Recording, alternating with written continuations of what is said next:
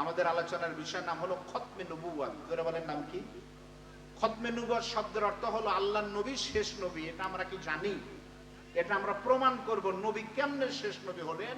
এর ভিতরে বহু কথা আছে, আমার সঙ্গে জবান খুলে মহব্বতে একটু পড়ুন। আউযু বিল্লাহি মিনাশ শাইতানির রাজীম। বিসমিল্লাহির রাহমানির রাহিম।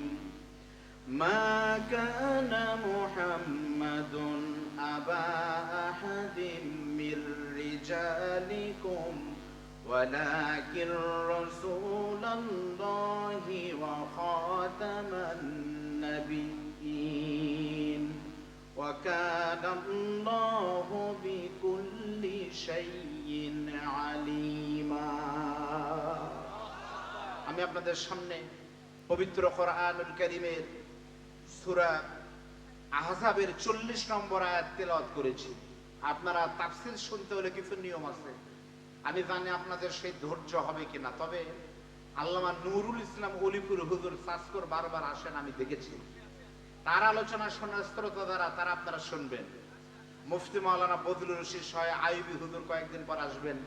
বড় বড় আলেমরা কিন্তু এলাকায় আসে, গুরুত্বপূর্ণ মনে করে একটু শোনেন। আল্লাহ তাআলা এই আয়াতে বলতেছে, মুহাম্মদ সাল্লাল্লাহু আলাইহি ওয়াসাল্লাম তোমাদের ভিতরে কোনো ব্যক্তির পিতা নয়, বরং তিনি আল্লাহর রাসূল এবং শেষ নবী। ওয়া কানা আল্লাহু বিকুল্লি শাইইন আলিমা। আল্লাহ বলতেছেন আল্লাহ তাআলা সকল বিষয়ে জানেন। তাহলে যেই আল্লাহ ভালো জানেন তিনি বলতেছে মুহাম্মদ সম্পর্কে আমি বলতেছি, শোনো, আমি আল্লাহর ঘোষণা হলো আমার নবী তোমাদের ভিতরে কারো বাপ না, বরং আমার নবী হলো তোমাদের ভিতর থেকে কারো বাপ নয়, বরং আমি আল্লাহর রাসূল এবং শেষ নবী। তাহলে আপনারা বলেন আমাদের নবী আল্লাহ পাকের রাসূল, কথা ঠিক না বেঠিক বলেন? তাহলে আপনারা বলবেন হুজুর এটা তো মিলল না। আপনি বলতেছেন মুহাম্মদ সাল্লাল্লাহু আলাইহি ওয়াসাল্লাম আল্লাহ বলতেছেন বাপ না, কিন্তু আমরা জানি নবীর ছেলেও আছে মেয়েও আছে, ঠিক না? তাহলে বাপ না বলে, এই জন্য ইন্নাল কোরআন ইউফাসসিরুহু জামান, পবিত্র কোরআন প্রত্যেকটা যুগের ব্যাখ্যা করে। বুঝবেন ভালো করে, কোরআনের অর্থ একরকম, বাস্তব আরেক রকম। আল্লাহ বললেন আমার নবী কারো বাপ না, অথচ নবীর 4টা মেয়ে আছে, জানেন না? উম্মে কুলসুম, জয়নব, রোকেয়া, ফাতেমা। তাহলে এরা কারা? নবী যদি কারো বাপ না হবে তাহলে আবুল কাসেম, আব্দুল্লাহ নবীর ছেলে, তারা কারা? প্রশ্ন আসে কিনা বলেন? অর্থ কি বুঝবেন? এভাবে যদি বলি তাহলে কিছুক্ষণ চলবে তো?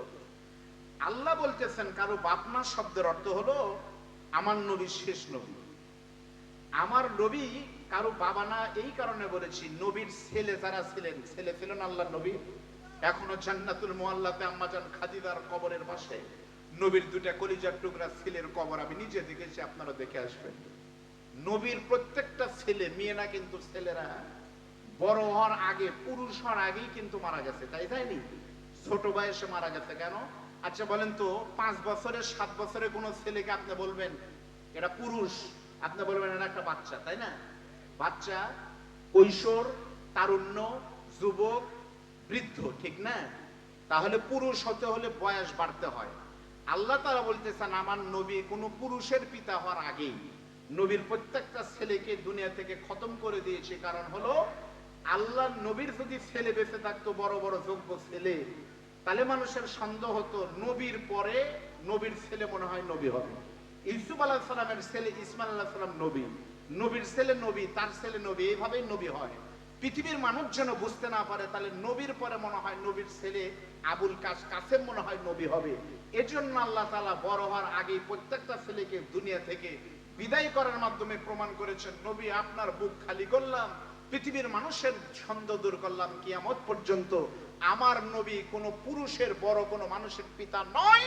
তার মানে নবীর কোন ছেলে নাই, নবীর পরে নবী হওয়ার কোনো সম্ভাবনা নাই। এটি খতম নবুয়তের প্রথম দলিল। ফের বলেন আল্লাহু আকবার। আমার বন্ধুগণ, 2 নম্বর আল্লাহ পাক বলেন নবীর পরে নবী নাই। ইয়া আইয়ুহাল্লাযীনা আমানু আতিউল্লাহ ওয়া আতিউর রাসূল ওয়া উলিল আমরি মিনকুম। ধরে বলেন সুবহানাল্লাহ। আল্লাহ পাক বলেন, ও পৃথিবীর ইমানদার, আমি আল্লাহ তোমাদেরকে বললাম তোমরা আল্লাহ পাকের সম্মান আনুগত্য করো এবং আল্লাহর রাসূলের আনুগত্য করো।